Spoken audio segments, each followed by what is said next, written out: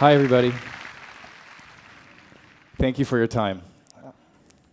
What we're going to do today is we're going to try to share our experience of what happened to us over the last few years. I think what's most interesting and most important is to share with you where we started from and what we've achieved to date, and hopefully open up some questions to discuss in the future about how we can shift the way business is done.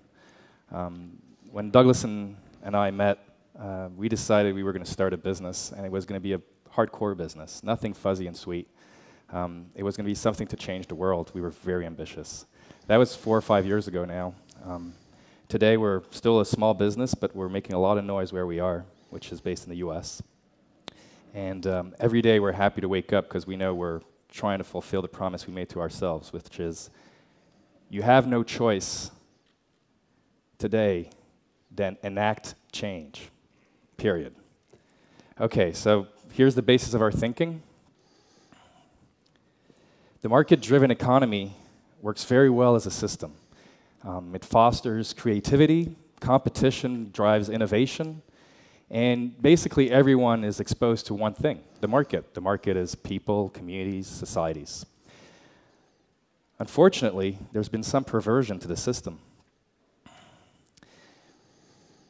Without widespread adoption of what we call responsible practices, this entire system is going to fail. We've seen it. We're experiencing it every day. We were born in wealthy, high-growth economies, and a couple of decades later, everybody is realizing very lucidly that it can't keep on going on the way it is. So, we came up with this. Responsibility means integrating the long-term welfare of all actors in our ecosystem. Let me say that again. Responsibility means integrating the long-term welfare of all actors in your ecosystem. Now we go into each piece. Most important for us is our actors, and that's really everybody from the people that harvest the nuts all the way to the people that drink it. They're real people. They share in communities. And we build relationships with them. Second piece is the ecosystem. And what we mean by that is really everything that keeps you alive. It's not a green hippie concept. It's really everything that maintains the existence of a business. Ecosystem-based businesses means that we're shifting all thinking, action, and goals from the self to the whole. This, what we mean by self is what traditional business usually takes into account. It's you, shareholders, so on. What we mean by whole is really every single actor involved in that process. Now, the point we went out and set out to prove when we started this company was that ecosystem-based business could only succeed if it was more powerful than the status quo. And what we mean by status quo is the legacy traditional industry that we're exposed to today. It's the consumer-driven or the consumer marketing-driven business where you put a lot of money in image promotion to build your market share, your distribution, and you try to save as much money as possible in the manufacturing. This disruption, this perversion is destroying the resource. It's destroying the ecosystem, the people, and the raw material to make anything. Not only did we set out to create an ecosystem business that could be a proof of concept, we decided that if you're going to make a proof of concept, you have to do it in the hardest possible situation. In this case, we had to show that we would outperform the largest, strongest, most powerful, most established companies in the world. Well, I'll tell you who they are in a second. Can keep on going. So first of all, and of course it took us probably 6 months to figure that one out, but I'll boil it down in one sentence. We decided to pick an industry. And our thought process was pretty simple. Let's focus on the essentials. What are the essentials to life? Food, air, and shelter. It made a lot of sense to us to focus on food. Food is probably the place where, as a manufacturer, as a business, you have the single most important responsibility. People are trusting you to put things into their body. Now, you got to make sure you know what you're manufacturing. And then we had to choose a market. Well, obviously, we picked the largest, most competitive market in the world, The US. A market where global food and beverage manufacturers are the masters of marketing, the masters of distribution, pervasive presence. They're everywhere. They are able to do something pretty amazing. They create a powerful set of aspirational values that trigger an emotional response, and it could be as simple as just a couple of colors. Totally unrelated to the product, totally unrelated to the raw material, totally unrelated to the people that make the product. You just want that thing. They're very strong. And the response they get is an act of purchase. Now, our idea was we're not going to rely on image. We're going to rely on the product because we're relying on our ecosystem, meaning the people and every externality that allows us to exist. So we have to focus on the real attributes. We chose coconut water. Why? Not because we like coconuts, not because we spend a lot of time in exotic, faraway lands loving the product, just because it was the hottest, most competitive food and beverage categories that has appeared in the last 5 years. I'm not particularly fond of coconuts. I am now. Neither is Douglas. The fact is, that's where all the big companies are fighting right now. That's where they're putting all of their money, all of their focus, and all of their resources. Why? Well, apparently the water that comes out of a coconut, when you crack it open, young green coconut, is the next big thing in the US soft drink industry. And I mean soft drink, I mean everything from colas to juices to enhanced waters. It's healthy, it's tasty, it's natural, good word, everybody likes to use that word. More importantly, it's very cheap to make. And it's very easy to make when you use the traditional legacy system. On top of it, all of the marketing people and all these big companies think the market is ready. And the market is you and I. They're thinking, okay, people want to change for more naturality. They want to take care of themselves. Well, we'll sell them something that responds to that emotional requirement. We're not going to change the way we make it, but we're going to package it, and we're going to sell it as such. So this little industry of coconut water, which was basically nothing just a few years ago, got all of this resource investment from all the large companies, and in less than a decade, actually, less than 5 years, it's gone from more or less nothing to $500 million, and it's growing at staggering numbers. Now, the thing is, they're using the old way of making things. A lot of money for the brand. Oh boy, they put millions of dollars in that brand. Communication, image, PR, promotion, distribution, sales force, everything to shove that brand and its benefits and its promises in your face and make you say, oh yes, I want it, I need that, I want to move. This guy's making a pledge, hydration, never tasted so good. This chick is famous, this guy's a famous athlete, they're all beautiful, I want it. Okay? Create aspirational values to trigger consumption purchase. So when you put all your money into marketing, you got to focus on the cost of making the product, and you don't have that much money left, so you put pennies for the rest, because nobody really cares about what you're making in the background. So what does that mean? Well, disregard for the source. Nobody knows what the source is on these products. You ask them to show them their farms, they can't tell you. They're buying from brokers, they're aggregating, they're trying to, get the cheapest prices possible. Disregard for the community. They don't understand the shift in social fabric that comes with a change. When you're saying suddenly, I will buy all of your product. You are making it for your local community, I'll buy twice the price tomorrow. It changes the culture of whatever place or market you're going to. And disregard for manufacturing. Well, actually, it's not disregard. Capitalization on the legacy system is really what's going on. They're simply using the same ways of making products that currently are made, so they don't need to invest in different ways of manufacturing. Basically, in our humble opinion, and again, I'm sure people would argue the contrary, it's a disregard for the long-term welfare of the actual ecosystem which helps you thrive. Basically, you are focusing on yourself, but not even thinking about what makes you exist in the first place, why you're even alive. That's when we decided to try our approach. So our approach was to define our ecosystem. From the coconut and its environment to the person who puts it into their body.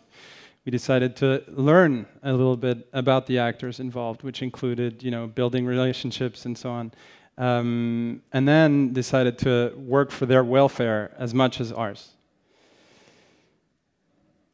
when neither the farmer or the person who drinks it really, truly cares about the brand, why put money there? So instead of doing that, we put all of the money that Justin and I had in the product and the reason and ways in which it's made. So here's our actors. So we were talking about these actors. They're pretty simple. They're people and they're plants. That's what we deal with. Real people. See, I'm not showing you a famous person holding a bottle. I'm showing a real person who picks real coconuts from real trees in a real farm. So we went out and met them and talked to them and understood what their community was and why their products were better the way they were farming them.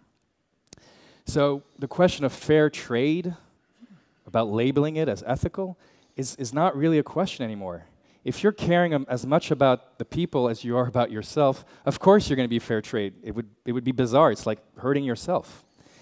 And that goes further. The question about organic and traditional agroforestry and agriculture, it's not something you put just to promote and green the whole environment and tell your consumers how wonderful you are with these poor little people and you're doing it in a correct way. It's just the normal way to do things.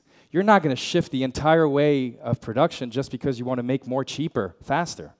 You're going to maintain traditional agriculture. And guess what? Traditional agriculture in most of these areas is organic. They don't call it organic. It just is the way they do it. And then there's an extra little thing. We're talking about an ecosystem that starts from the farm and the plants to the actual mother who buys the product and gives it to her children.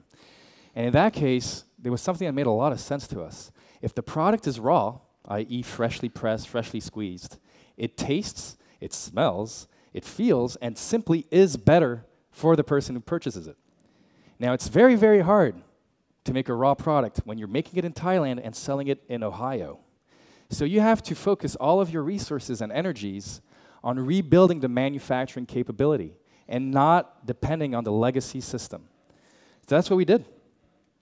We figured out a way.